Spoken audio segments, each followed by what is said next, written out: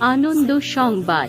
ফুরফুরা শরীফ আহলে সুন্নাতুল জামাত সাগরবার অঞ্চল কমিটির উদ্যোগে নহলা ও চকখোলা গ্রাম কমিটির ব্যবস্থাপনায় দাদা হুজুরের ওফাত দিবস উপলক্ষে দোয়ার মাহফিল। তারিখ 6 ও 7 ফাল্গুন, ইংরেজি 19 ও 20 ফেব্রুয়ারি বুধ ও বৃহস্পতিবার।